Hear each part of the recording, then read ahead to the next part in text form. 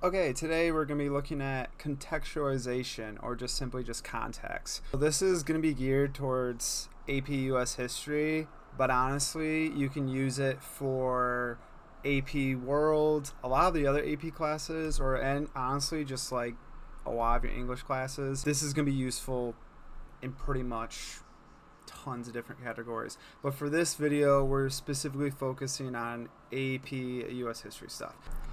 Looking at this thing. Oh my goodness. You're not that guy. This thing. There we go. Okay. So this is the rubric for LEQ. It is the exact same for AP World as well. And like I said, for a lot of other classes. And we're just going to be focusing on this box right here. It's the first point, and it should be a point that everybody should get. But believe it or not, this is a point that I find students struggle with the most, because this is, you can't really BS the context point. You do have to kind of read your book, but it's not that hard of a point to get. And there are three things that we're going to be focusing on: who, where, and when. Who, where, when. So before we get into this, I want us to pull up this image right here. I want you to look at this image, and as you can see, it is lacking context. To maybe your parents or even your teacher, this is going to make no sense. Liar! Or there's bits and pieces that might make sense. For instance, a lot of you watching this, maybe students, you probably didn't really grow up with the flip phone down there. Perhaps you were just a little child when Naruto was around. But all of this is referring to something. I don't know if anyone can figure out what this is referring to. It's referring to... This is Avengers Infinity War. This image right here is basically revealing spoilers for the movie. But if you don't know the context of the movie, then this isn't going to make any sense to you. All these images just don't make any sense because you lack context. Or maybe you know some of the things, but you don't know what Squidward's referring to. And so that's basically what context is it is telling us the who, the when, the where, trying to fill in the picture. So let's close that out, and let's go and let's look at the actual, what the rubric says. You need to describe a broader historical context relevant to the prompt. So my piece of advice would be, do this in 3 to 5 sentences. So you are not writing an entire essay, but you're also not writing like 1 or 2 sentences. Can you get it done in 2 sentences? Yes, but I recommend at least doing it 3. And as you can see right here, this is not awarded for a phrase or reference. This happens so much where kids will just name drop some event. The election of Abraham Lincoln, and they just drop it down, but they don't explain anything about it. Or they just mention the Declaration of Independence. Well, who cares about that? What does it mean? How does it connect to the overall picture? You need to point out, who cares about Chris Pratt? How is he connected to the overall theme of the Infinity War scenario? Let's take a look at this statement right here. So this is an actual topic / essay from an AP test. So it says, evaluate the relative importance of causes of population movement to colonial British America in the period from 1607 to 1754. In 3 to 5 sentences, you would need to explain what the heck is going on with this statement. Think about the Star Wars movies, for instance. The opening crawl, the first minute of that movie, it's telling you all the different things that are going on. It's not going to go into every single little detail, but it's going to tell you the quick, what do I need to know? I want you to think of movies that do a poor job with that, and maybe they just drop you in somewhere and they don't give you any context, and it's like, what is going on? Remember, when we're doing this, we want to talk about a couple different things. So we want to talk about, let's make this when. Okay, so context. So it tells you 1607 to 1754. You wanna be able to tell the audience, mention the time period. So you can talk about how this is the 1600s, 17th century. With context, you typically want to talk about what's going on right before this time period. So what just happened before 1607? We're going to talk about who, okay? It says population movement to colonial British America. Okay, so right off the bat right there, we can talk about British people. Okay, but who are those people? So you need to talk about, what do these people look like? Like, where are they coming from? Are they rich? Are they poor? Where are they coming from? And speaking of that, that goes into our next one, which is where. So we just mentioned that there's people moving. These people are moving to where? Where are these people moving?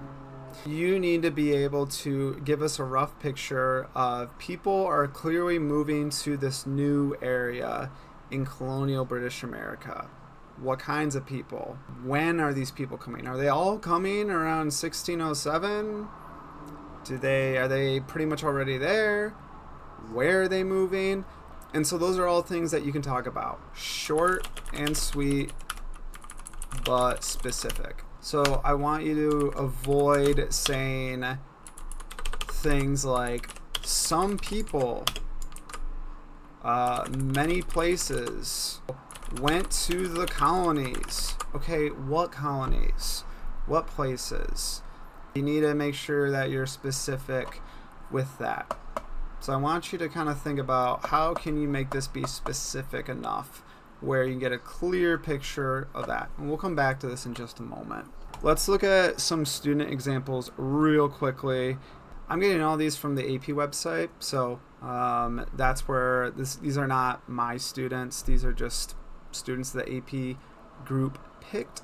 The colonization of the Americas has led to many conflicts between Native Americans and their European invaders. Now keep in mind, this is not the same topic I showed you before. The causes of these conflicts, however, do not weigh equally amongst each other. And it talks about yada, yada, yada, yada. Okay, so even if it was my topic that I gave you earlier, this does not get the point. We know it's something about colonization, conflict between Native Americans and European invaders. Big thing that's missing is who, what kind of Europeans. Europeans is a wide, broad thing. We're talking about the Spanish, we're talking about the French. Who are we talking about? What kinds of Native Americans are we talking about? Notice where. It says the Americas. Where in the Americas? Another thing that's also missing is when. It doesn't talk about when. It's not telling us when this is going on. Now down here, it does say that it talks about Christopher Columbus, the discovery of the Americas. Okay, so it does kind of talk about that. And it does mention the 18th century down here and some other numbers, but you need to really make sure that right off the bat, this is telling us set the scene. This does not get the point. This is a different topic than what we were looking at earlier, but it's still important. And it's something that can relate to context. So with context, you should be able to see what the student is talking about within just the first paragraph too. So let's check this out. As the global role of the United States expanded in the later half of the 19th century into the early 20th century, there are ample motivating factors that caused this growth. America looked to other lands and saw hope in potential territory gains and economic improvement.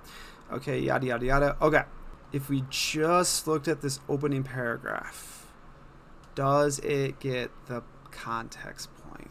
And if I were grading this, if I was just looking at this first paragraph, it does not get the point. Because, yes, it does talk about a time period, 19th century and early 20th century, but it doesn't really give me any specifics about where are we in the world, what's going on, who. However, if you go down to the second paragraph, let's read this. American values of democracy and freedom were trailblazing when a new government was established in 1776. Since then, several other nations, such as France, specific nations, looked up to the United States and its values and sought to integrate these values. After expanding westward and achieving manifest destiny, the American eagle was ready to spread its wings over other nations around the world as other world powers were already scrambling for territory. Okay, so this, according to the AP College Board, this gets the point, and I agree, because we have specific who's. France is a specific European power. It talks about manifest destiny. It talks about we're moving, we're expanding. Where are we expanding? We're expanding out west. It talks about how this all starts in 1776. And then it talks about how here's where we've been and here's where we're going next. So we were moving west, and now we're going to start competing with these other world powers. Okay, so this one gets the point. That's a great job. Okay, now let's look at one right here. The importance of reasons the United States of America are expanding their role in the world from 1865 to 1910, I think that's 1910, are widespread.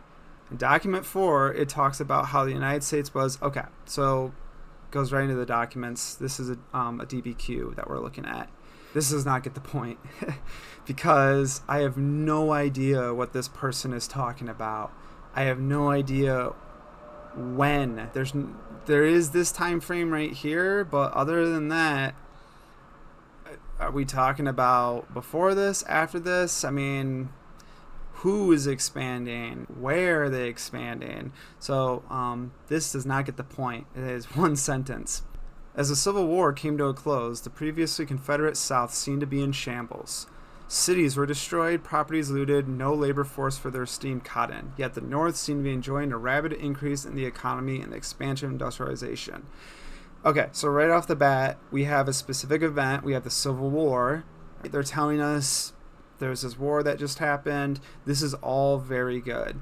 And then as you scroll down, it goes on and it starts talking about American involvement globally, age of imperialism. This does a really fantastic job of telling us the context. We know that the Civil War just ended. The country, the North is fine, but the South is destroyed. We're kind of moving beyond the normal borders, going overseas, and so this would get the point. I personally like this one the best, though. The only thing I would do with this essay is I would probably take the second paragraph and I would move it to the beginning right here. But this is short, sweet, gets the point across. Don't spend too much time on your context.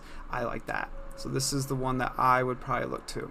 Okay, so going back to our main question, if I can find it, there it is. Evaluate the importance of causes of population movement to colonial British America from 1607 to 1754. To answer this question with the context, you probably should tell me what is going on prior to 1607 in America. Don't tell me everything, but maybe just tell me like one or two events that are related to this. Okay? Mention, like I said, people are coming to America. Where are they coming from? Who are these people? And where are they moving to in America? Another thing you could also talk about is why are they moving to America? If I were to be writing a context, I would probably mention something about how settlers from Great Britain are moving into the new colonies established in North America, such as the Carolinas, New York, colony of Jamestown, plagues and starvation has survived and is attracting families and those escaping political and religious persecution to this new land. Not all people willingly came to the colonies. Influx of slaves from Africa have also accompanied settlers. One thing I can mention here is that those slaves from Africa are actually going to be, they are not going to be before 1607. So that's one thing that, like I said, you might want to talk about that in your main point. But that's just something to think about. You could talk about how that is going to be coming in the future. But like I said, make sure you're specific with where, when, what, who, all those things. Like I said, the way to practice context, once again, come back to this image of the Avengers, or even like any games, anything like that, and think about how can you explain context to give meaning to this image. It takes practice. You're not going to get it, right away, but practice. Like I said, 3 to 5 sentences, who, where, when, and hopefully that helped. And other episodes, we'll be looking at some other parts, such as the thesis, using evidence, and those other aspects, but I hope this helped. And see you next time.